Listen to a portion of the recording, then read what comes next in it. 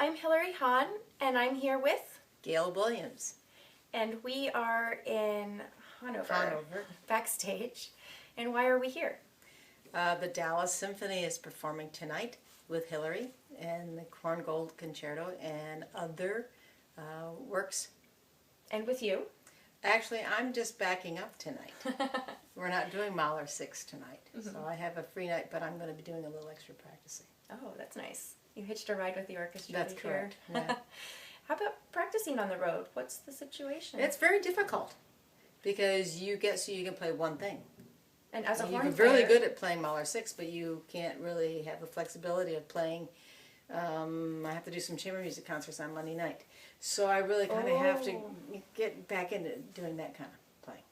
So the technique is different for each piece as a horn Yes. player, or yes, and the Mahler is just it's pretty sustained, it's pretty loud, it's in a certain range, and so you get very adept at playing that. Oh. And when it comes to playing a chamber music piece where you have to play much softer and more lighter legato and technique like that, it's really different. And when you're trying to practice on a tour, can you practice in a hotel room? The beginning of the tour, we had a hotel room that was special for playing, so all the trumpets and the trombones and the horns, we were there kind of blowing. But when you're in another regular practice room, I mean, you really don't want to make a lot of noise. So we all have practice mutes, just like you would too. Oh, but that affects it, right? Yes, it does. Feels different to play. So that's why I'm here tonight. And hopefully I can find a room where I can just make some noise. I think there are plenty of rooms here for that. That's what I hear. Yeah. So I met you quite a while ago. That's correct. In my life. Yes. So almost, I think like 20 years ago. Yes. We played at the Skinny Atlas Festival. Yes, and that's a little town in New York State. Not many people know about this beautiful place. It is really nice. Yeah. It's on a lake. And there's wonderful music going on for 4 weeks. And amazingly wonderful people house people. Yes. And you become very close with them. You have your family at Skinny Atlas. That's correct. And Skinny Atlas is chamber music. Yes. And at that time, it had some orchestra as well, but more of a chamber orchestra kind of thing. Exactly. So for you, how do you relate to each one in your career? Do you have a predominance? Well, I always feel like playing chamber music really enhances the orchestral playing. And that's when my husband Larry Combs and I started doing more chamber music, because you need to do chamber music. It's having a small conversation and not a huge conversation in an orchestra. It makes you more maneuverable? Yes, much more flexible, and your ears are being tuned differently, so you can hear much more intimate, and then also you put that into the orchestra and it makes it more fun. And you can actually sit in an orchestra and say, see, I'm going to play with so-and-so tonight.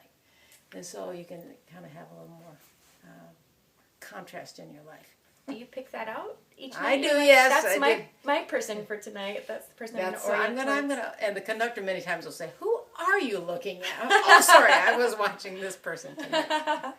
So that's kind of cool. But it's one way of surviving in an orchestra. Because you have so many people around you playing at the same time, right. And you play the same repertoire several nights in a row. That's correct. And there's also a lot of repertoire that you have to rehearse very quickly, whereas in chamber music you can take your time with the group. That's right. Ideally. Not yes. always when you have just a week. Correct. But yeah. But still, you usually have played with those people before in chamber music, let's say. And so you kind of know how they play, and you can put things together much quicker. So you're a guest on this particular tour? I'm a guest on this tour. I teach the horn at Northwestern University now. I was in Chicago Symphony for 20 years, and my children sort of needed me. So I decided full-time teaching would be best. And that means I can do more chamber music. And that's kind of what I've done. Right. And solos and some, I commission a lot of pieces. And I think it's important to commission pieces from young composers to help them and help our repertoire also. How do you find them?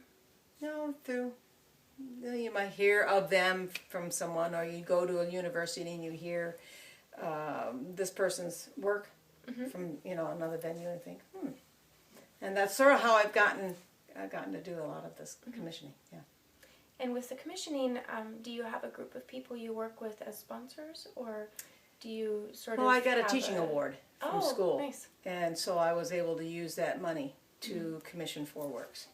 That's really and that's nice. what I did. And it's not these very famous composers but maybe someday they will be. And it's also nice to work with people who are very collaborative. That's correct. Probably. And yes. And they want to know what you want on your schedule and too. you sound. I like to play these sort of things, and this doesn't really work on the horn, and so you can actually say things like that, which is really important, I think. Yeah. So, what do you find when you're in an orchestra, for example? Because in chamber music, you have your own line. In an orchestra, you also, in a brass section, each person has their own thing that they play. But That's sometimes you're working in a very close ensemble with the people on similar range instruments. That's correct. So, how do you relate to everyone around you? Because you kind of have to be in the group, but you also have to have your own place. It's quite different from playing in a string section, I think. It is, and I think even probably more for horn than some other instruments. Because, for instance, just in Mahler 6, there's some times where I'm absolutely with the trumpet. I'm in absolute octave unisons, with the trumpet, and immediately I'm with the bassoon. So you have to, I'm constantly trying to think, okay, I'm a brass player here. Okay, now I'm going to be part of the woodwind section. And then I'm very fortunate to have had a couple solos with Alex. So now I'm going to try to, bow like a string player. And so I immediately try to go back and forth. So I feel like, you put a different hat on every time you move to a different section. And you're going to try to blend with the flutes here. And so it keeps it very interesting, actually. Yeah. Instead of just being one thing. Colors. Right, exactly. So final question, what do you enjoy most about sort of living and working in music? Not that your entire life is music. I mean, some people it is and some people it isn't. But for you, what is your favorite thing? I think what keeps me going is learning from other musicians.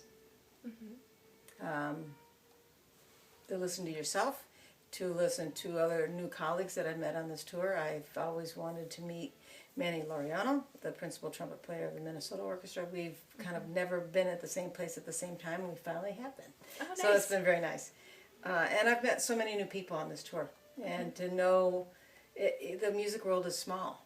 And you keep running into people that if you don't know them, you at least knew who they studied with. That's and true. It's a real family, and it's very interesting to meet new people and experiences and listen to them play and take some new ideas. It's fun. Great. Yeah. Thank you, Gail. Thank you. Bye-bye.